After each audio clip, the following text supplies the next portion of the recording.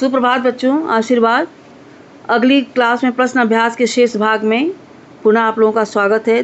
ध्यान से सुनिए इसको। निम्नलिखित अंशों का भाव स्पष्ट कीजिए। नत सिर होकर सुख के दिन में तव मुख पहचानूं।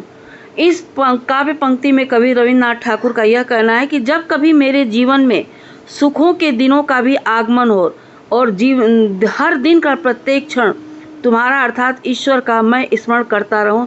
यानी कवि का कहने का भाव यह है कि दुख के दिनों में तो सभी याद करते हैं, सुख के दिनों में भी किसी भी प्रकार से आपकी विस्मृति न हो।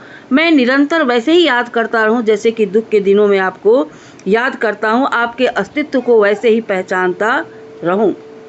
दूसरा है, हानि उठानी पड़े जगत में लाभ अगर वंचना रही तो भी मन में ना मानूं छे। कवि मानता है कि यदि उसको लाभ को वंचना को धोखा समझकर ईश्वर कम करना चाहे तो इसमें कोई हानि नहीं है। कवि कहता है कि यदि मुझे हानि ही उठानी पड़े तो भी मन में अपना सर्वनाश न मान बैठूं, मैं निराशा से न भर जाऊं।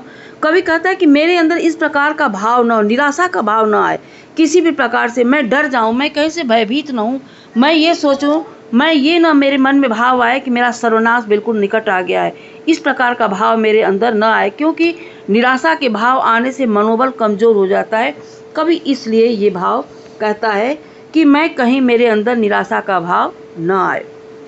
तीसरा है, तरने की हो शक्ति अनामय, मेरा भार अगर लघु करके न दो सांत्वना नहीं सही। कवि कहता है कि ईश्वर से अपनी अंतरात्मा को नित्य शुद्ध करने की प्रार्थना करता है। वह ये नहीं चाहता कि ईश्वर उसकी सहायता के लिए स्वयं आगे बढ़कर आए।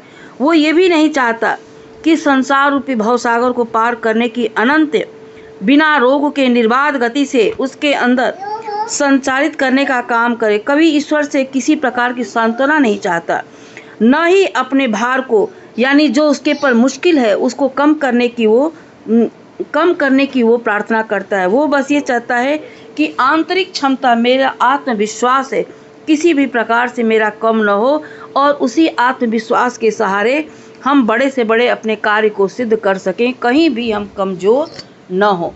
बच्चों, अब आपका ये पूरा हुआ। अब अगली बार हम आपको अगले क्लास में मिलेंगे।